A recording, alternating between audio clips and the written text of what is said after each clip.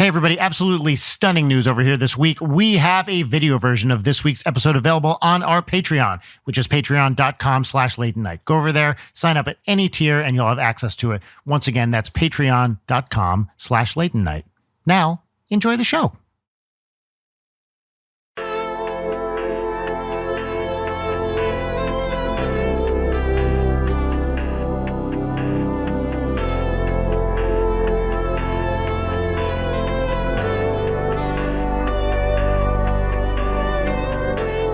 Did you just move from Seattle?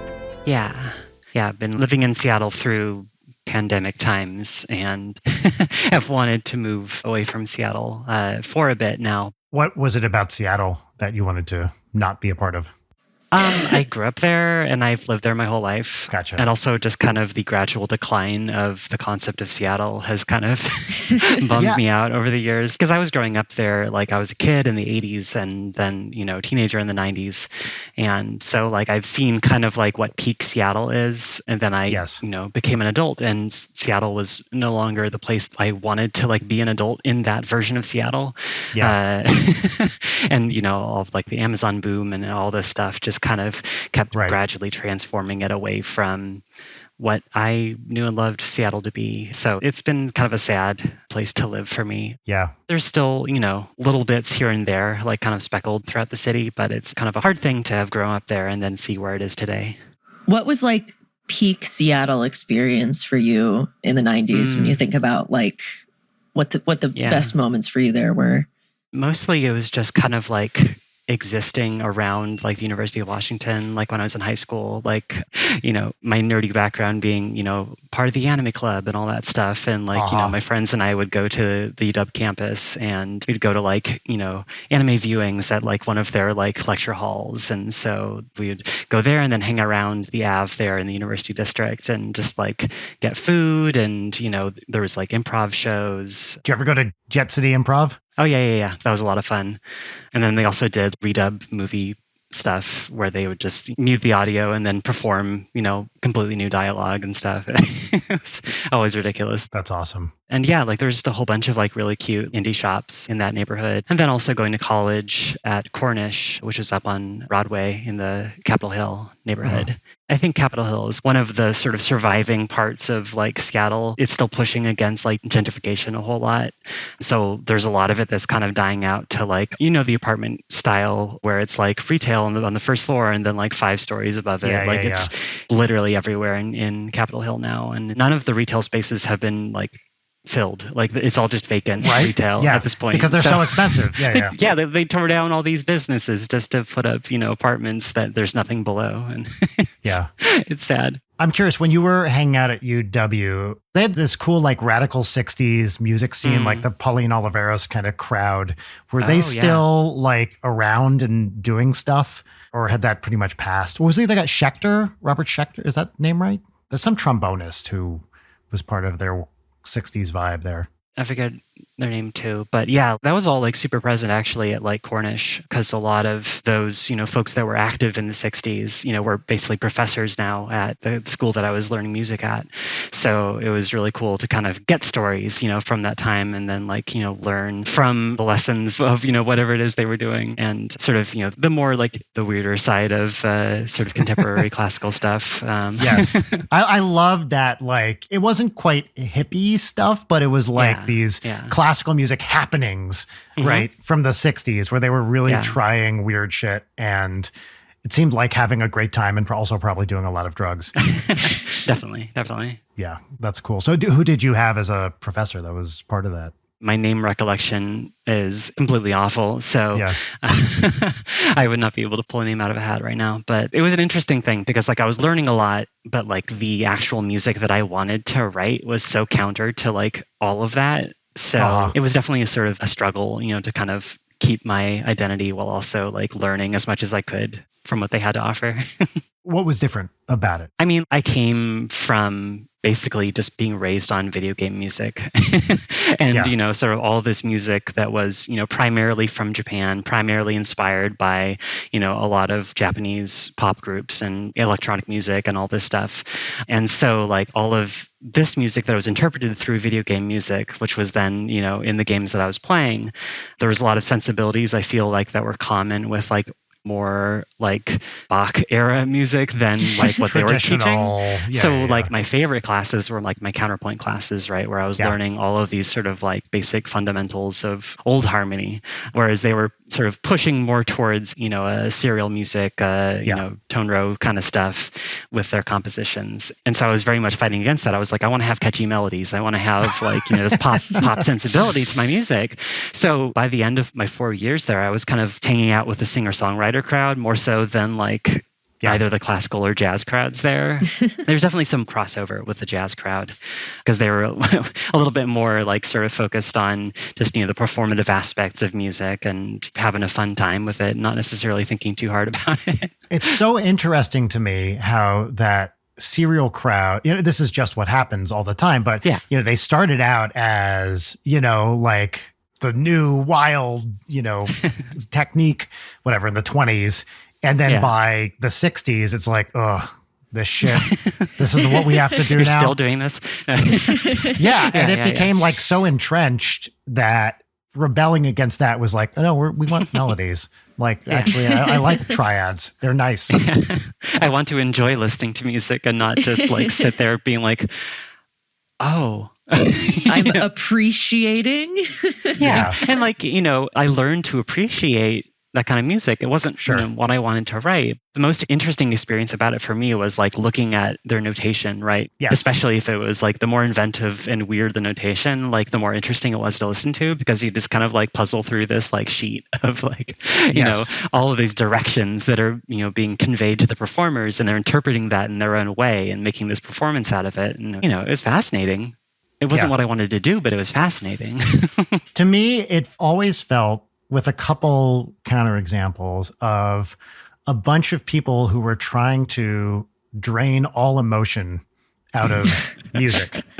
For people who don't know, and this may or may not include you, we should probably say what serial music is. Do you want to explain this to people? I mean, it's basically, dealing with tone rows, and I have to explain what tone rows are now, but it's essentially kind of like saying, okay, we're going to define a set of parameters that we are putting in place for this piece of music. So we are setting a sequence, a sequence of numbers essentially within the entire like scale of music, and this is the order in which they are performed, and then sort of using that rule set to guide the composition of a piece in sort of like layman's terms, I guess. So another way of saying that is these guys at Schoenberg, Weber, and all these guys were like, scales? Old hat. Let's do some new stuff, and came up with a generalization of the scale that they call this tone row. To me, the worst example of this is like a Boulez, who's like, that stuff is generally unlistenable to me, even though some of it's great. It's just like a bunch of people that seem very repressed and deeply unhappy, and took it out on everybody else musically.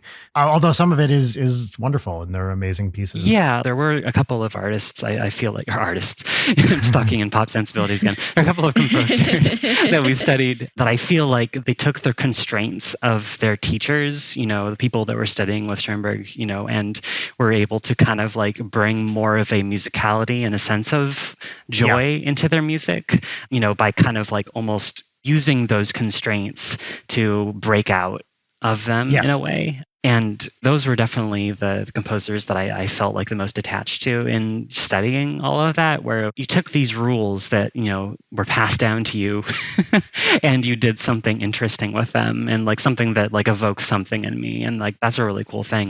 And I think there's a lot of like modern composers now, they really learned from those sensibilities and are doing fascinating stuff within that space. There's a composer, it's like Chimeratio is a composer that works in like digital fusion space and does a lot of stuff inspired by that sort of serial music, and does it all with sort of like chip sounds and like, stuff that's kind of based in video game music and origins, and kind of fusing those passions to really make something fascinating out of that. And I think like, their music is a really cool thing that came from those lessons, and like a fascination with delving into serialism, but in a way that wasn't necessarily like it's like brutal, for me it was always like pull from the toolbox, take what you need from it, and then maybe don't treat the rules so seriously as some of these early guys did. For me, the composer that I always loved was Berg, who has some serial pieces that are just like incredible and actually sound good, and are emotional and really kind of passionate pieces in this style. But yeah, rules are meant to be broken, right? Yeah. So learn all the tools you want and then do whatever you want with them. Yeah. So going through schooling for you, were you always gunning towards like video game composing as you were going through, or was it something that developed? Or I think that was definitely the main focus throughout, because I got into music because of games. That was the sort of driving factor for me learning how to write my own music, is because, I was picking apart basically MIDI files of transcriptions of video game music and seeing how it ticked, right? I would import them into my MIDI program and it would put it, in sheet music, and I would look at that and kind of like, this is how music works according to these video game soundtracks. And that was sort of the self-teaching that got me into writing music, and then eventually applying for music school. So a lot of that was kind of like, I'm going to see what this whole greater music world is all about based on like, what inspired me to write music. And, while I was there, I was definitely thinking about what direction music could go for me, because I didn't necessarily know if a future in game composition was something that would actually happen. The game industry still kind of felt like this weird, inaccessible place at the time, because it was well before like indie games had really kind of taken off as like a viable like entry point into doing video game development. So there was like local game studios like Bungie and Valve, and so when I graduated from college, this was 2006. So I was kind of like, well, the only people like locally that I could even like approach to like be a game composer already have these like hugely notable composers working with them. At the time it was like, Marty O'Donnell was at Bungie, and like the really talented folks over at Valve, were in-house. So like I went, which was really funny, like, because I was living in Seattle, and then I went to my first GDC, Game Developers Conference, and went to Valve's booth, like in like the business section, because I got some advice from people that were like, here's how to break in to video games. And they were like, just go to GDC and just like ask to make an appointment to talk to an audio director or something. Really? That's awesome. Yeah.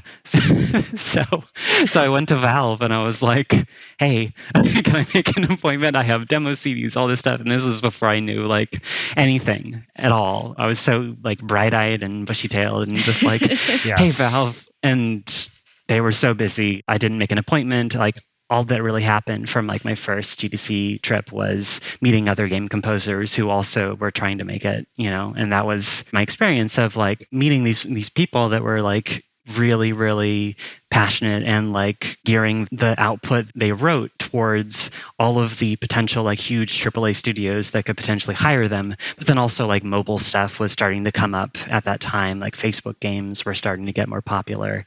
Right. So like there was all these people that were like really kind of like focusing on this sort of AAA Call of Duty military shooter style.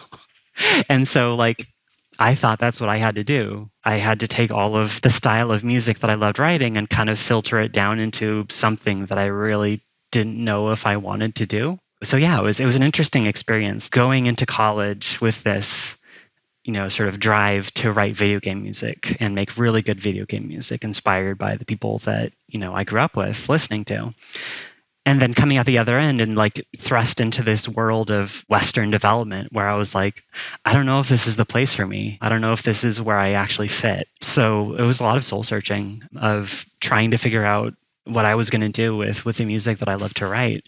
And so I didn't actually really go into games like as a composer immediately. It wasn't a thing that I really could get to take off because it was all these games that I really had no interest in writing music for. Yeah. It's so damaging to one's self-worth too. Like trying to put yourself out there and nobody is biting. There's almost no way, unless you're just wired that way, to not take it personally. Right. As like, it's not the system, it's me. Right. Yeah. I at least had like some sense of it at the time where I was like, I am specifically writing these demo tracks to like gear towards someone else. Like, this is not my music that they are dismissing. This is me trying to do the kind of music that they would want and not being able to do that, you know? And I was still writing stuff that I loved. You know, I was writing these like piano suites and stuff on my own time. And one of the things that happens at GDC is there's this organization called the Game Audio Network Guild. They do a lot of like demo listening events at like GDCs where they'll get like a panel of people that are like professionals in the industry, and newcomers will bring their demo reels and like play them for them and get feedback. What a great basically. idea. Yeah. And it was pretty cool. And I definitely got a sense of like, you know, the variety of people, you know, and their styles and everything that they were putting out there. And the first time like I went, my demo was very much geared towards that big sort of AAA stuff, but like it still felt kind of like my music in a sense. So it wasn't all the way there. And I think everyone could kind of like sense that, whereas like you're trying to do something, maybe it's not working out. And then the second year that I went, I was kind of dead set on not doing one of those because I'd had like such a terrible experience my first time. But I was rooming with a friend at the time, Adam Goodman. He's worked on a whole bunch of stuff now and like does like Disneyland parks, you know, background music and all kinds of stuff. Cool. And I was rooming with him at GDC, and I played some of like my piano suites for him. And he was like, just play one of those pieces because this is really good. And he was like really like egging me on to do this. So I did that, and I brought one of my little piano pieces. It was like a duet for two pianos. And literally everything else was just like big orchestral, like like, you know, sort of like Hollywood kind of vibes. And then suddenly I just had this like little like piano waltz that I played, and everyone on stage was like, wow, this is really good. And then I didn't get hired for anything. And it was just kind of like, well, you wrote really good music, but this isn't what we're hiring for. So, So at what point did you see the industry kind of start to tilt? Because hearing about that now in the year 2022, it feels like everything is in a completely opposite direction now. Yeah, totally. Really was, I think, with, put in dramatic terms, the rise of indie games. Like, hold on, would y'all give me 1 second? My dog just ran past carrying my underwear, so I'm gonna deal with that. Okay. Such is podcasting. I am so sorry. So we're definitely keeping that audio in, at the very least. Just the moment of abject terror as I realized what was happening. At least she's fast. Title of app, first of all, so that's the episode title. Great. Sorry, Lena, what were you saying? Please continue. Well, actually, I'm very sorry. This is a great moment to introduce the show. Huh? Oh. That seems like a natural break. So, everybody, this is Late Night with Brian Wecht. Over here, we have Leighton Gray. That's me. Over there, we have Maybe, who was just munching on my underwear. The one who just spoke, that was Brian Wecht. Hi. A mystery guest. Would you care to introduce yourself? Hi, I'm Lena Raine. I'm a composer for video games and a game creator. Hooray. And what video game music have you done that people might know you from? I've done a little indie game called Celeste. I've also done music for another even smaller indie game called Minecraft, and a AAA MMO called Guild Wars 2. Wow. Awesome. And you've done stuff for Deltarune too, right? I did some collaborations with Toby for Deltarune, yeah. It was, a couple tracks. They're really good tracks. Thank you. Also, recently, Chicory, A Colorful Tale, and Moonglow Bay are two other games that I've done. That's amazing. For a second, I had to parse what you said. I thought you said Chick Corea, A Colorful Tale. And I was like, there's a Chick Corea game? It's close. I wish. Yeah. Leighton, you had an opportunity to say munching on my undies that you didn't take. Which I feel like just rolls off the... I was like, she's going to say, you got through munching on my and then finished it with Urwear. You know, you're an artist. Yes, I'm overcoming my own underwear shame. You don't expect that, like, you know, this dog that I love and care for and feed and walk and wipe her butt when poop gets stuck to her butt. And she betrays me when I'm recording an episode of our show by running past with my Unmentionables. So it's all good. But not Unmunchables. God damn it, Brian. So I'm curious, when you were studying in school, I also have a composition degree from a small liberal arts college, a good music program, but not like a conservatory or anything. And I learned approximately zero about production or actually making music. So I'm curious, 100%. Was that same for you? Oh, yeah. In fact, it was very taboo for me to involve production in my composition. Yeah, it feels like to many academic composers, it's like that's not the intellectual part, right? Like the theory, that's the brain stuff. A symphony orchestra is not produced. It plays the notes. So yeah. Yeah, the whole conversation, I feel like at college was about music is a conversation between the composer and the performer. Right. It is creating a series of instructions that a performer interprets and plays in the moment. And that was very much the mentality, especially at the time between 2002, 2006, when I was in school there. And the composition process was a very sort of like protected thing, I feel, for a lot of my professors who were admittedly much older than I was and tenured and had been there for 20s of years. All classically trained, blah, blah, blah. Incredible composers in their own rights, and very much would love for me to get off of my computer and sit at a piano and pull out a pencil and, write on a blank piece of notation paper what it is that I am thinking. Because if I have a facsimile of instruments perform my music before it is performed by a human, I might get the wrong idea about what, the instrument might sound like. That was literally like a conversation that I had with one of my professors because I was writing for a chamber quartet. So it was like flute, clarinet, violin, and cello. And so the way that I compose and have composed for a very long time is if I'm writing in an actual like notation program, which I don't do anymore. I write entirely within like a DAW, digital audio workstation interface, playing things in on my keyboard. But at the time, it was writing in Sibelius, a notation program, and I had, the orchestral samples loaded up, instrumental samples, and I would play through things and listen back to it. And what I would do, when I was sharing the piece that I was working on, like everyone else was kind of like taking their parts and putting them in front of the piano and playing the parts as much as they could in like a piano reduction. And so what I did is I recorded out each of the individual stems, tweaked them, the MIDI data in my DAW, and made it sound pretty, put a little reverb on it, and bounced it to, sacrilege. WAV file, burned a CD, and brought the CD into class, and played that over the sound system. And that was just like, oh, how could you do that? Don't get used to this. I think there was implicitly on top of that for me, the next level up of that was the real like talented composers don't even play it. You just write the dots. Like it's just in your head and you can hear everything. And then you write it down like Mozart style or whatever the fuck that is. And it's the most elitist bullshit. My brain does not work that way musically. I can like sightseeing or whatever, but I'm not going to look at an orchestral score and hear it in my head. No way. It's not going to happen. I guess elitist and is the best way to put it.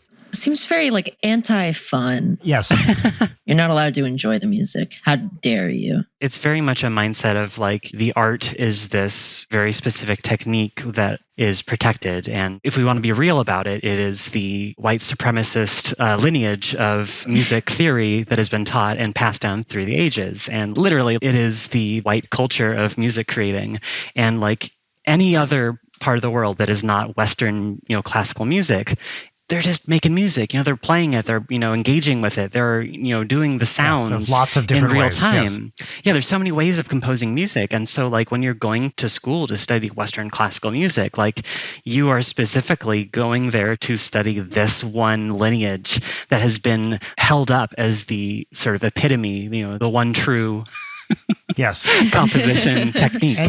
Some people would take this to this really crazy extreme. So Leighton, there's a thing called Schenkerian analysis, which is like was invented for basically Bach pieces, studies of harmony and counterpoint, and makes no sense for a lot of music written after, I'm going to be conservative here and say like 1850. You're harmonically way beyond that. And there are these assholes that would try to apply it to everything. And it's like, what are you doing with it? It just is not helpful to understand anything that's going on. Yeah. And look, I was never really forced to do that for complicated stuff, but it's like, what are we fucking doing here, guys? This is just not helpful or useful or fun. Are we making music or what? Or are we just going to put dots down? Yeah. It's one of those things where like I can step back now and I can like kind of see what's going on, where are the threads, that have sort of led to the way things are right now. But like at the time I felt so confused by like what was going on. It was just like, why am I being forced to write music in this way when like the music that I love and the music that inspired me to write music has nothing to do with any of this? Yeah, totally. I would hope that, and I know some music schools, it's different now, and they are, more receptive to different styles. Oh yeah, like there's an entire like video game composition like course or like track, I think, at Cornish now. Like, oh, there is. Wow. Oh wow, that's awesome. Things have changed there in a positive way, I think, and I would love to go back and just kind of like see what's going on there now. Is there a big game dev scene in Vancouver? Yeah, indie games for the most part, yeah. There's a huge like animation scene for all kinds of productions and, film and all that stuff. But I think like the most predominant like game development stuff here is like indie games. At least that's, what I'm a part of is the Celeste devs are here. So I'm good friends with them and hang out with them all the time. And so it's great to be there with them here. And then also Greg Lebanov, who I worked on Chicory with, is also here. So all of these wonderful folks that I love to collaborate with are in the area, and then their friends and like the sort of greater scene that extends beyond that. So there's a lot of cool stuff happening here. I think before my dog ran in here with my underwear, Leighton, say the phrase. I'm not saying she was munching the undies. Anyway, before that happened, we were talking about the transition, sort of like the indie scene changing, becoming more of a thing with games. So I think my question was like, when did you feel that start to shift? And like, what did that mean for the music that you were making at the time? Sure. It was kind of a gradual thing for me of like being aware of that. Like as much as I dislike Twitter in general now, like I credit that with a lot of like my just kind of being aware of more of the industry now, especially like in the sort of the early days of Twitter. Like I was making an account to follow various, video game professional folks. It was a different beast back then. It was a much different beast. I was tweeting from text messages on my phone. Wow. Yeah, right. Yeah. But yeah, like just kind of being aware of the fact that there was indie development happening, and then people showing up at GDC and hanging out at the park, there, instead of actually going to like the sessions, like just hanging out at the park and like meeting people. And that was literally kind of how I met the Celeste devs, and then got a DM from Maddie one day being like, hey, we're working on a game. Do you want to do music for it? And so it was like literally just kind of like that process of just becoming friends with people that were also making cool games really kind of drew me into that.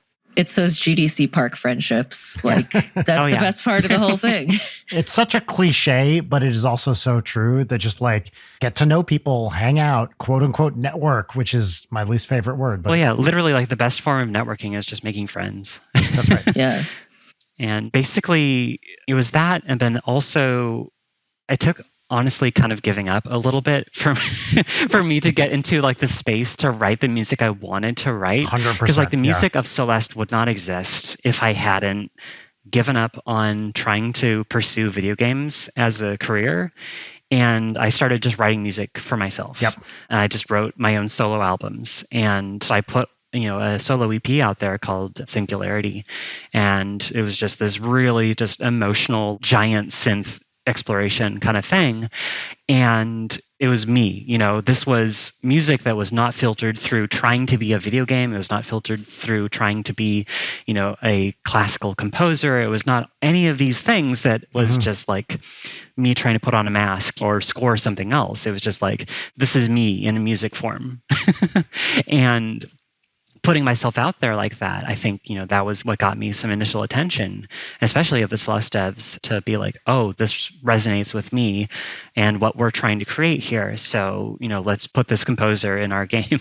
And so that's kind of what led me to start exploring stuff with that space and like allowing myself to be vulnerable in the music that I was writing, I feel. And I've kind of taken that with all of my games since then and have continued to pursue my own solo projects.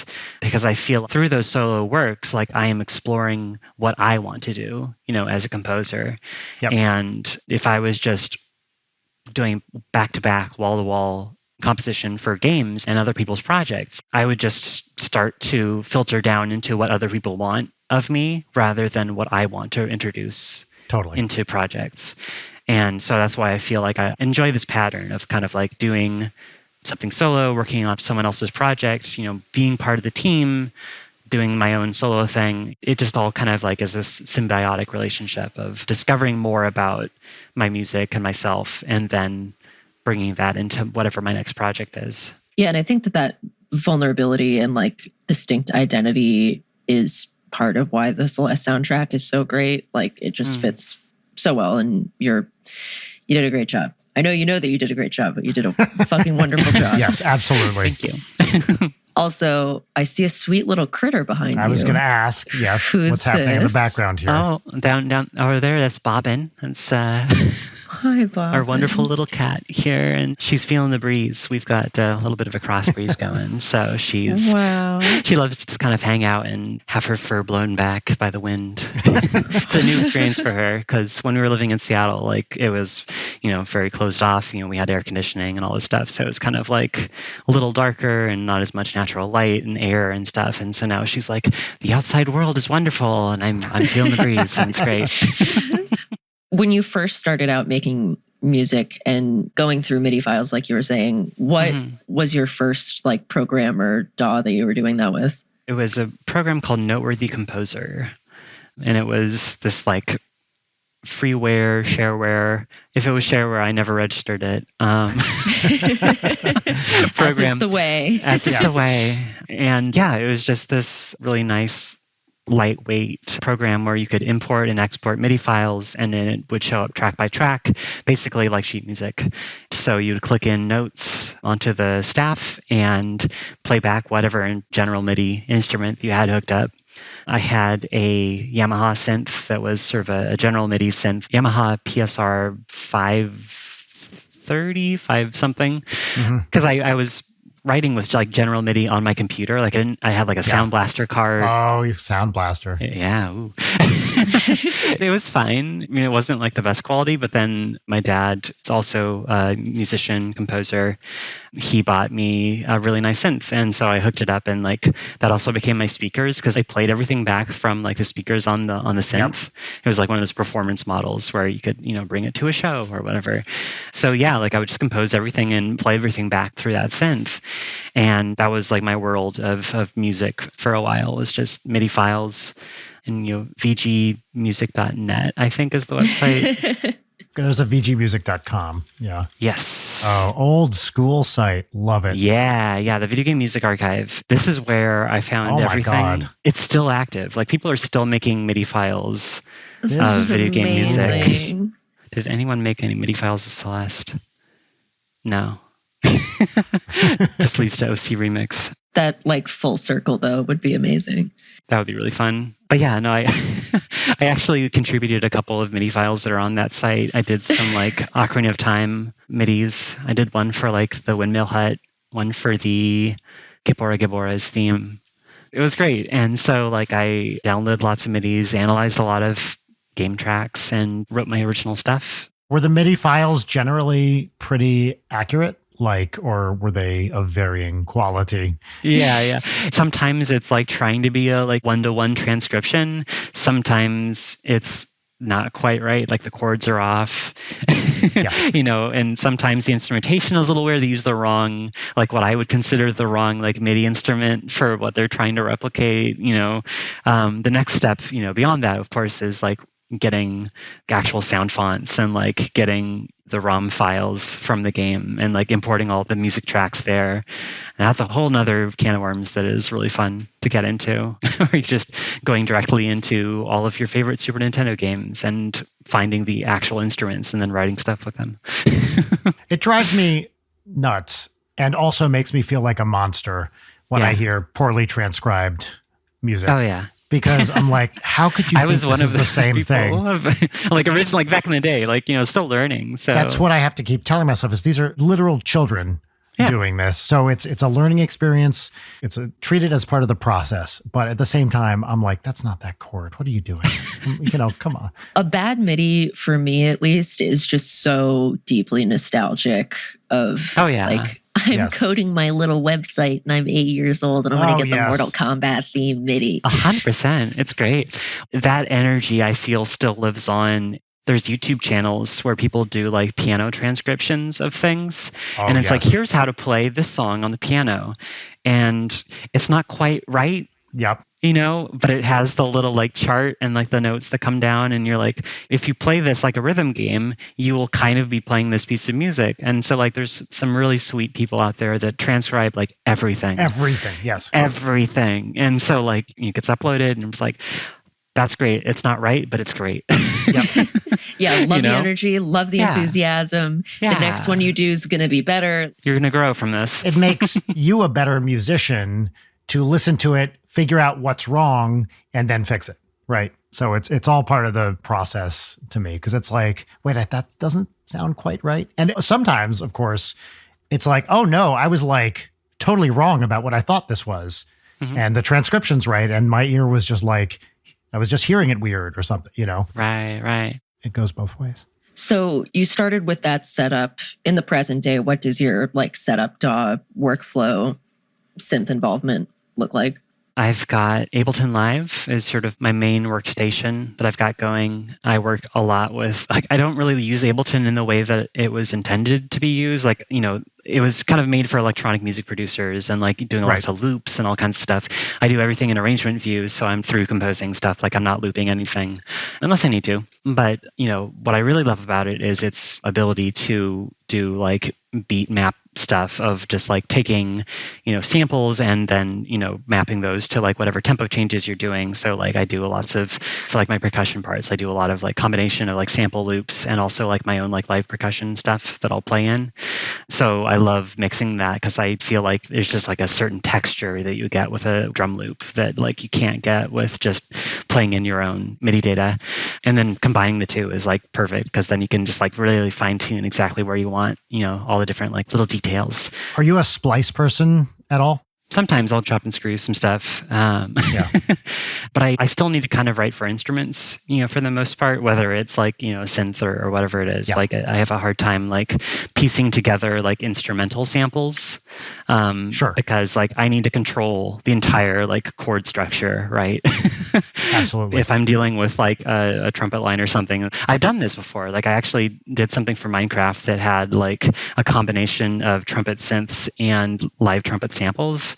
And it was the track called Other Side. And it was really fun because I just was like messing around because it's one of the disc tracks. And so like whenever Mojang folks like want me to write something for a disc, it's like, just write something, whatever you want, just do it. And so like both Pig Step and Other Side were like me just kind of like messing around and being like, this is fun. That's awesome. And so yeah, I found this trumpet sample and I was like, I want to put this in a track. And so I just started like experimenting with stuff and like throwing things together, and it's just like, oh, this actually works really well together. Yeah. So That's awesome. But it's very rare that I'll find that with like an instrumental sample. I also, at least intellectually for me, and this is probably something I just have to get over, it's still, to me, it feels like cheating a little bit. It's not, and a lot of great music comes out of this. Yeah. For me personally, it's kind of what you said is the control thing. It's like, I want to know that I actually decided this. Right. And I have control over what it is. So I don't mean that to sound judgy for people who use this, use loops and samples, because I think they're great. For me personally, I don't know. Still, a little part of me is like, Yeah, it's actually been really interesting. Like, I have a friend who has been getting more and more into composition as they've been like working on this game project of theirs. It's a video game called Misericord. It's a visual novel set in a convent, sort of historically accurate time period. It's like a mystery story. Ooh. And the developer is ZC. They're a really good friend of mine, and like they've been basically like learning more and more about composition as they write music for this game, and then like their own like solo stuff. And it's been really cool to see them kind of go from very sample driven to just fully like writing their own compositions. Yeah. And like it's really cool to see like, someone go from and then still be able to retain the sampling knowledge that they have, but then applying that to, sample libraries and like, MIDI instruments and stuff like that to really kind of get the best of both worlds. And it's also fun to like start out with the sample, listen to it, give it a once over, put it away and try to recreate it. And then you invariably come up with something that's totally different, right? Mm-hmm. And then you put them side by side. This happens to me all the time. I put them side by side and I'm like, this is going to sound like such a ripoff. And then I play them for people that weren't, just other people. And they're like, these don't sound anything alike. What are you talking about? These are like totally different. Sure. I think I got the same thing with like presets on synths. Yes. Like I used to shy completely away from presets. I was like, I have to build everything myself. I have to get into the metal, down to the metal or whatever of the synth and just like construct like all of this stuff, from scratch. And as I've been like getting more and more comfortable with presets, I'm just like, there's some just really good sounds in here. And just like going through all the presets and just like getting inspired actually to write an entirely new piece of music because it sounds so good. Like you play something and you're like, ooh, okay, I can vibe with this, right? And then maybe I'll tweak it a bit, so it's not exactly the original sound and, adjust the filter, or, if there's like something like rhythmic about it, like adjust that a little bit, but then just really kind of sit in it and just like construct the piece around like this really cool preset that I found. Yeah, there's so many fun like happy accidents with that too. I do a little bit of making music in Ableton, but like it's so exciting when you find something that's like, here's this weird sequencer that for some reason sounds fucking awesome right here. This whole thing has a completely different vibe and I'm going to chase whatever this is now. Yeah, totally. The biggest problem with presets to me are the people who try to be funny when they name them. And it's okay, come on, folks. We get it. It sounds kind of like Radiohead, so you named it, High and Drier. TV Face or whatever. Like, Exactly. I think this is a good time to move on to some segments. Let's do that. So we have 2 segments on the show. Our first segment is our pop culture recommendation segment. This is where you get to talk about a book, movie, video game, whatever it is, music, something you've been enjoying recently. The name of this segment is called What's Poppin'? And the theme song you will not hear now because we added in post, but it does go right here. This is how technologically advanced we are. That we cannot, actually, you know what? I'm not going to say we cannot. I'm going to say we will not learn how to play the theme song during a recording, but whatever. It's going to go here in the future. This is What's Poppin'. What's poppin'? What's poppin'? Layden, what's poppin'? What's poppin' is that you just lied and I happen to know that you have a button on your end on Zencaster that enables you to play the What's Poppin' theme song and you simply choose to not do so every week. So I just want to put that out there for the record. Nope. You are totally wrong. I do have a button, but the button is unreliable. This is the problem. So I'm looking at the button right now, but I'd say fully half the time I try to press the button and play the theme song. It just doesn't work. It might work now. I'm going to play it right now. Let's see if we hear this. Here it is. You hear it? Yeah. All right, so that worked this time. Let's pop it. Okay, That's great. Maybe the first time that you've ever actually played it for a guest. I just tricked you into playing it for a guest. I don't know what you're talking about. You didn't trick me. I did that of my own volition. Right, of course. Anyway, wait, did you have a question for me, Brian? My choices are my own. Yes, I did. And that is, what is popping? What's Poppin' for me is a book. So the preamble to the Poppin' is that I was reading 2 different medical textbooks on Munchausen syndrome and Munchausen by proxy. Light Summer Beach read, but there was a true crime book that was mentioned. Munchausen on my undies. You're obsessed, Brian. It's a great phrase. You just said munch. I did Come say on. munch. Come on. You said it a bunch. Right, you said munch into a that bunch. Munch and a bunch. Well, speaking of munch and a bunch, we got some Munchausen moms who are sure munching a bunch in this book. Anyway, Death of Innocence. It is a sprawling, like cracking a 25-year-old cold case of a woman with Munchausen's who smothered 5 of her children, but it was all chalked up to SIDS. And there was this doctor who used this lady for a study and was like monitoring her children. I know what you're talking about. Yeah. Yeah, you do? Yes, I know exactly what you're talking about. Yes. It was monitoring the children and then wrote this seminal study about like apnea in SIDS. And all the nurses at the hospital were like, dude, she's killing her kids. And he was like, no, it's the apnea. And then he went on to like set the standard of SIDS research for the next 2 decades, where he like clearly knew this lady had killed her kids, but that was the study that was used. It was like decades of like baby monitors being developed. Oh, he knew it? He knew. Oh, I didn't realize that. It'd be impossible for him to not know. He's been incredibly defensive about it. And also every nurse on staff were constantly talking to him like, wow, she is killing her children. Like one of them was literally like, if you send that baby home today, I bet you $250 he will be dead by tomorrow night. Sure enough. Wow. So he super knew. Anyway, so this book is about how detectives were solving like a case in the 90s involving like infanticide. And then that led them to cracking open this thing because this lady was just like living free. And so wild book, Death of Innocence. Wow. Crazy. Amazing. Highly recommend for people who want to ruin their day. So that's what's popping for me. Great. Who's got a poppin'? Oh, poppin'. On the verge of moving, finished the first book of the Murderbot Diaries. I don't know if you've read those books by me. No, what's that? Martha Wells. The first book is called All Systems Red, and it's about the titular Murderbot, who is basically like an android who there's synthetic parts and also like natural parts to this robot, and they're like contracted out to these companies, very much like space capitalism kind of stuff going on. And they are on this expedition with a team of surveyors that are kind of going out there to like value this land essentially for, you know, researching and all the kinds of stuff to make a purchase potentially for use of that land. And something goes terribly wrong. There's, you know, a whole lot of sort of the politics of this space capitalism situation happening. And all they really care about is just kind of getting the job done and going back to like watching their huge like terabytes of serial dramas because they have hacked themselves to basically like get rid of all of their like internal monitoring systems from the company that owns them, and they have used this newfound freedom to just download as much like just trash television as they can and just watch it in their off time and like as you know even like on the job. And so they're just kind of like don't really care. They have just this big sort of apathy about like humanity and stuff, but they still are sort of thrust into this situation where they have to like take care of this crew that is under threat from other like rival crews, and it's this really interesting thing of just like setting this premise for this character.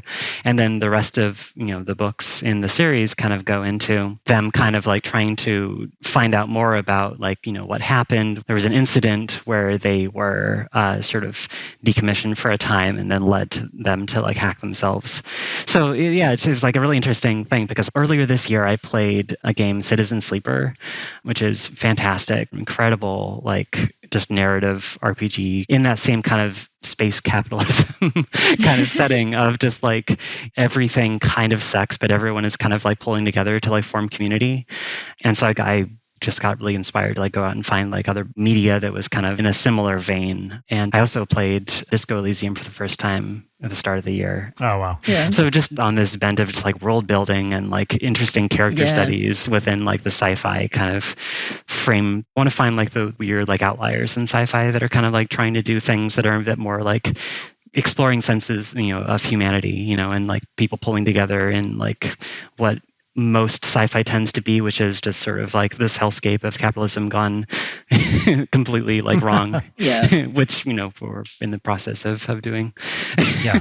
Yeah. It makes sci-fi a little bit less appealing where it's like, oh, but that's what's happening. That's what's happening. Yes. But like focusing on the stories of people like sort of overcoming odds and finding common humanity together. Yeah. The community, the mutual aid sci-fi. Yeah, exactly.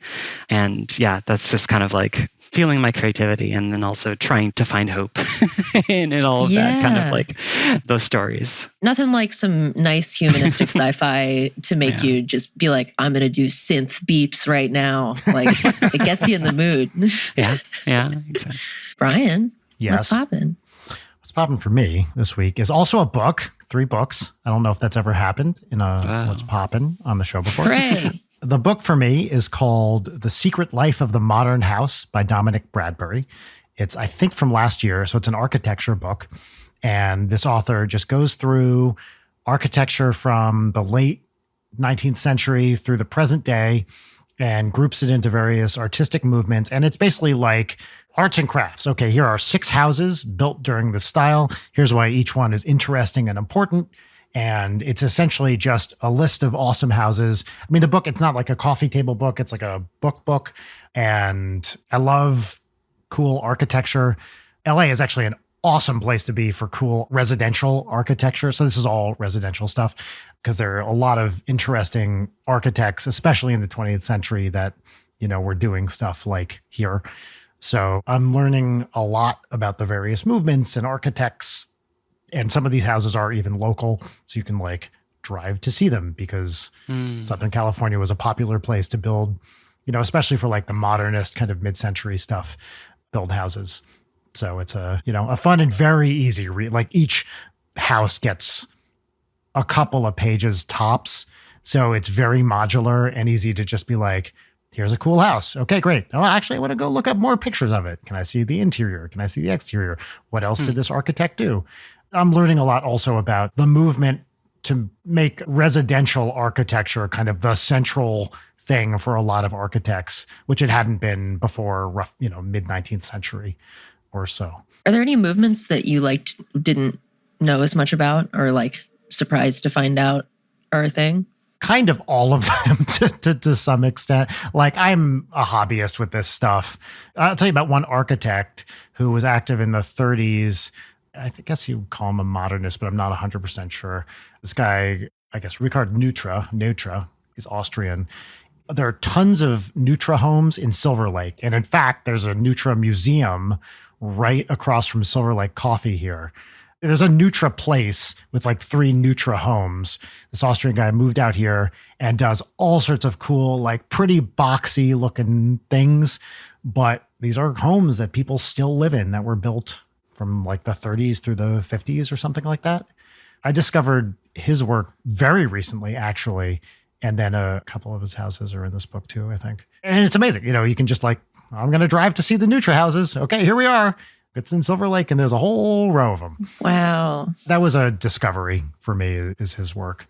The famous one I'd love to see is Falling Water by Frank Lloyd Wright, which I think is in Pennsylvania somewhere. And is this like classic, real boxy looking Frank Lloyd Wright thing. Oh shit, that's so cool. Right, one of the iconic homes of the 20th century. I somehow had never seen this. It's amazing, right? Wow, I want to get murdered there. Oh. Yeah. I don't know why that's where my brain went. I'm pretty sure Ex Machina took place there. Yeah. I mean, just look at that thing, right? That's wild. Yeah. There's also a lot of like destination homes that I'd love to go see. If they're old enough, they're historical landmarks. Right. You're not just barging on a family. That's right. I mean, a lot of the ones that I just talked about, the Neutra stuff, are legit family homes. But some of these, like with Frank Lloyd Wright, a bunch of them are like landmarks and you can go take tours. There's a cool one actually that I just read about in the arts and crafts movement, which I'd seen a couple times, designed by Green and Green in the very early 20th century here. It's called the Gamble House because one of the Gambles of Procter & Gamble lived there. It's in what I just found out was called the Little Switzerland area of Pasadena, and is this amazing arts and crafts home with a kind of Japanese influence. It's a lot of, wood and beautiful glass. Wow. It was built at a time when electricity was available, but still very suspicious. And so they used electric lights, but people were like, oh, that's going to be bad for your eye or whatever, made up some bullshit about why you shouldn't use electricity. But you can take a tour of that house. I've done it and it's 1,000,000% worth it. It's like this beautiful home in Pasadena. Yeah, that stained glass is like it's very stunning. Cool. Yeah, the timber in it is just amazing.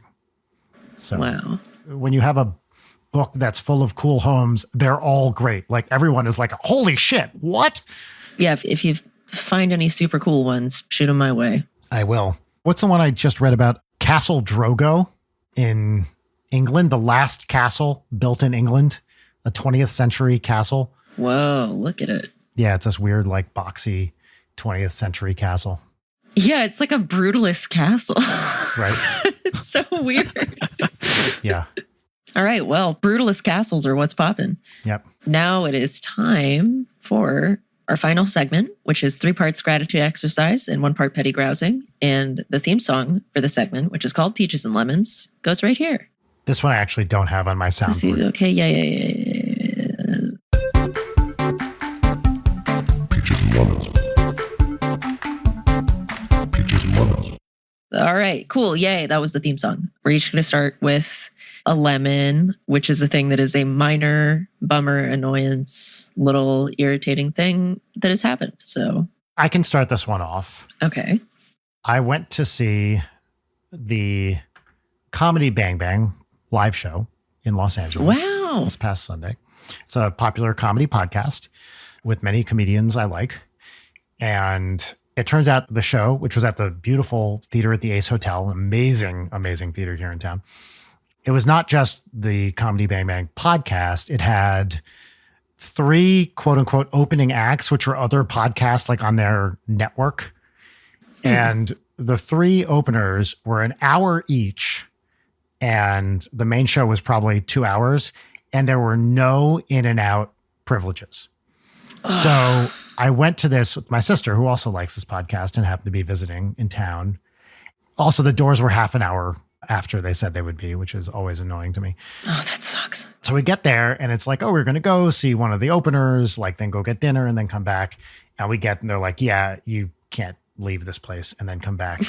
We got there at like 5:30 and the thing was going to go, we found out until like 11 ? Oh, God. And we left after the first hour because I was like, I'm hungry and it just makes no sense to do a 5-hour show with no in and out privileges. So that's my lemon. Not a big deal. We saw one part of it. It was fun. We saw Matt Gorley and Andy Daly do their weird watch every episode of the TV show Bonanza podcast. Banana. I want to see the TV show Banana. I do too, actually. That'd be it's like a 70s Serpico type detective. Right. Their podcast is called Bananas for Bonanza, but they spell bananas, B-O, nanas, because it's like bonanza. It's terrible marketing, and that's the point. Yeah, that sounds like a Gorley joke, all right. Absolutely it does. And they're all very funny. God bless him. But, I think Bonanza has 450 episodes or something like that, and they're on the 2nd season or whatever it is. So it's a slog. Anyway, that's my lemon. Come on, guys, if you're doing a 5-hour show, let people come in and out. We need to eat too. My lemon is that it's sort of like a bittersweet lemon, a gig that I have really enjoyed for the past greater part of a year has come to a close. Oh. It was really fun. I enjoyed doing it, and it's, time to go do something else, but it was really great. And I'm just bummed that I don't get to do more. Well, look, it's been great having you as the co-host on the show, and I do wish you all the best in the future. Yeah, it's been all right. What are you going to do about the name after I'm gone? I'm not changing it. Oh, you're just going to keep it? Yep. What if I sued you? Yeah, fucking bring it. All I can say is my legal team will be in touch. You just have to call it night with Brian Wecht. And we'll see what happens. Okay, well. No, but I'm sorry to hear that. That's a bummer. Yeah, it's a bummer. Well, lemon. Let's see. Part of my new office setup that I've been trying to get going here. This is kind of a temporary setup because I ordered a new music workstation desk that I'm very excited for. Nice. It's going to be this sort of really nice like two-tier thing with like a little drawer for my 88-key keyboard, and it'll have lots of space and like rack mount stuff. I don't actually have anything to put in a rack mount, but I could now. Yeah, and like, cable management stuff in the back, and it'll be great. But it is apparently so big and so heavy that it is being shipped in 2 packages. So there's one that arrived already. Like literally a week ago, I got a package that was just so heavy. Like the DHL guy got here and like he was like, "Do you want to come to the truck?" So we like went to the truck and like watched him like struggle to pull this thing out of the truck and like get onto like a little like lift. And then so 3 of us, my wife and the DHL guy and me, it's so big that they built fabric handles into the box. But anyway, so we were like dragging the thing and like had to lift it up the stairs because we're on the 2nd floor. And so it's all this stuff of just like, oh God, this huge, and there's a second box that's not actually part of the shipment that he was delivering. And so I went onto the tracking site and it is still in customs. Oh my God. Apparently, having 2 boxes, one of them was just like, oh, this is fine. Let's just get this through, and go through customs and it gets delivered. And then the second box, which is critical because it's like, I can't just build half the desk, I have to have all of it, assembled. And so it's still in customs and possibly getting to me at some point over a week after the first half has gotten here. So I have this very large, heavy box just kind of sitting in the kitchen, just kind of like, well, eventually this will be a really cool new office setup. But for now, I'm just kind of like, well, here I am sitting here. Yeah, I know. That's so tantalizing to be so close yet so far. Yeah. I understand why customs exists, but also, come on. It's wood and metal. What are we doing here, people? It's a guess. Yeah. Let it through. Yeah. For me, it's a treat. Yeah. Let it through. All right, so now we will each do 3 peaches, which are things, big, small, things that are good, exciting, you're happy about, grateful for, etc. Those are peaches. Who has peaches? I have peaches. Do your peaches. My first peach is that even though I could give absolutely 2 shits about any sporting event whatsoever, I'm going to see a Dodgers game tonight with my family, and I don't care about baseball. I love going to see baseball games because it's just fun to be in the stadium and get a hot dog and watch. Specifically, my 8-year-old, she's been playing softball and is very into it and just loves watching people do it. So we're going to have a great family outing to Dodger Stadium tonight.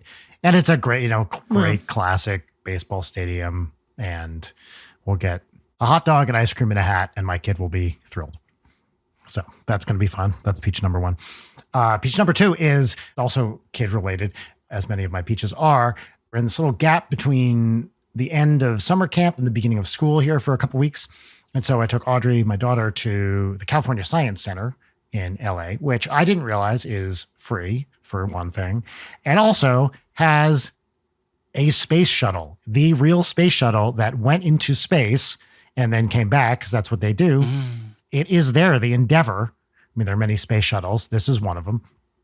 And it's just like there and you can go see it. It's in a gigantic pavilion and you walk in and I don't know, like intellectually what I was expecting. I knew the space shuttle was there. I was like, yeah, it's a space shuttle. Cool. You walk in and I was just like, oh my God, it's the space shuttle. It's right there. And it's a big, giant. It went to space. It went to space and it's big. And it is just an amazing thing to be able to see and be in the presence of. And my kid like lost her mind. She really loves space and all that stuff. And she was just like, whoa, and running around and you can see the engines and you can't climb in it or anything. It's up on mounts, but you're right underneath it. And it's an incredible thing. And one of these things that is just a triumph of human ingenuity and engineering and science. And it's just like remarkable. Here's something I didn't expect about the space shuttle. So you know what the space shuttle looks like. It's white and it's got black, panels or what on it. The white stuff is very textured. It's not smooth and white on the outside. It's like they got these textured panels all over it. Looks kind of like fabricy. It's not. I'm sure it's metal or whatever, but it has a visual grain to it that I wasn't expecting. But yes, that was super fun. Also, it's just amazing. Watching a little kid's mind get completely blown when they see something incredible is the best, because they're just like, huh? Why? You know, amazing feeling. And my final peach is I had lunch the other day with an old college friend I haven't seen in many years. We saw each other at our reunion in June. Turns out he lives in LA, and we got together for lunch, and it was lovely to reconnect with a friend I hadn't seen in a long time. You know, we were not like super close in college. We lived in the same hall together freshman year and would say hi. Super nice dude. And it's just like, well, this is so cool. What a fun reconnection. You know, we're both in our late 40s now, and lives have taken various paths, and just hearing about where everybody is and what he was doing. And he's also in the music industry. And I was just like, wow, what a fun, interesting person to reconnect with. Cool. That's great. Yeah, so those are my 3 peaches. I can briefly do my peaches. My first peach is milk bar. Love a milk bar. You know, the ice creams, the cookies, pies, whatever. But they make pints of ice cream now, which is thrilling for me because they've got like a cornflake chocolate chip marshmallow one that's delicious. They have a chocolate birthday cake that has like fudge and also like big vanilla frosting piece. It's just delicious. Great. They also have like a pie one where it's like that nice pie filling that's just like all swirled in the ice cream. Mm-hmm. Great. I've just been all about the dreamy, creamy summer this summer. Just lots of ice cream. Love it. Is that, wait. Is that your invention, dreamy, creamy summer, or is that their No, branding? it is not. No, Okay. it is not. No, it's not. Shout out to podcast Knowledge Fight. They are also doing their own dreamy, creamy summer right now. So Yes. My second peach is I'm seeing Father John Misty tonight at the Hollywood Forever Cemetery. Okay. Which, Fun. so excited. I saw him at the Greek the week that I moved here, like 5 or 6 years ago. And so getting to see him in the place, and I know he's going to play the song Hollywood Forever Cemetery Sings Has about to. fucking in the Hollywood Forever Cemetery. And I'm stoked. Where's the stage there? I don't know geographically of how to describe where it is, but it's... Is it near that main, like, mausoleum by the pond? Yes, kind of. I also saw Last Podcast on the left there a couple of years ago, but it's chill. I love going to concerts and infiltrating the smoke circles of just like, Oh, yeah. always an interesting crowd at a Father John Misty concert. Yep. And then my last peach is that I've finally had a little bit of time to get more 3D print stuff set up. So I'm going to do a quick show and tell. I got... Sorry, before you do that, this video is available on our Patreon. If you want to see, if you're just listening to this, you can see what Layden's holding up if you go to patreon.com/Layden Night. Okay, please continue. All right. So here's a little Mothman. I just finished printing him this morning. I printed all of the pieces and painstakingly assembled this ghost face, who I'm going to paint like sparkly pink. And I notice you are sleeve buddies with Ghostface. I am. Here's a little Samara from The Ring crawling out of a TV. This is my favorite one. Yeah, I'm so excited about this one. It is so cool. I was just sanding all the bits down before we got on this episode, and it was a nice little chill experience. So yes, 3D printing is literally the coolest shit that has ever happened to me. And there's my beautiful little guy up there in the background. All right. Excellent. So those are mine. Those are my peaches. Lovely. I've been holding my little Mothman this entire record. Yeah. It's just like a comforting object.